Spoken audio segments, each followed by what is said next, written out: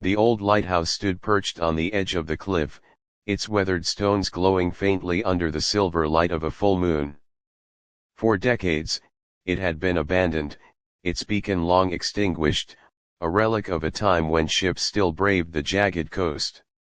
Locals whispered that it was haunted not by ghosts, but by something stranger, something that lingered in the air like a half-remembered dream. Mara, a young photographer with a penchant for the forgotten, arrived in the coastal village on a chilly autumn evening.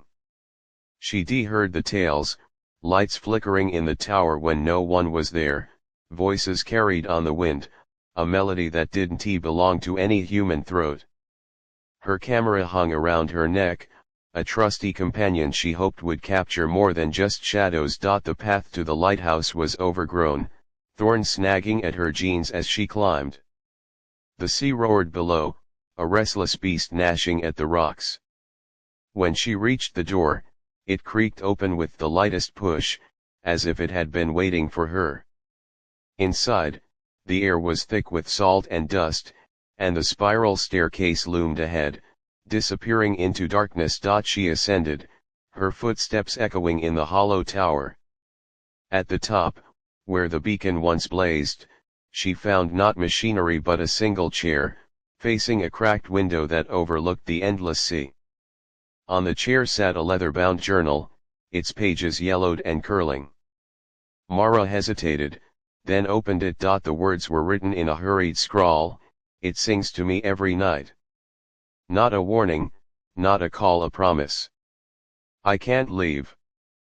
Page after page detailed the keeper's descent into obsession with a sound no one else could hear, a song that pulled him from his bed, from his duties, from his sanity. The final entry read, "Tonight, I answer it." A shiver ran through Mara. She set the journal down and peered out the window. The sea was calm now, unnaturally still, and then she heard it, a low, lilting hum, rising from the waves. It wasn't beautiful, not exactly, but it was alive, threading through her thoughts like a needle through fabric. Her camera slipped from her hands, forgotten, as she leaned closer to the glass. Hours later, the villagers noticed a faint light flickering in the lighthouse once more. They shook their heads, muttering about the curse. When they went to check the next morning, they found only Mara's camera, its last photo a blurry shot of the sea, and in the distance, something or someone standing on the water, arms outstretched.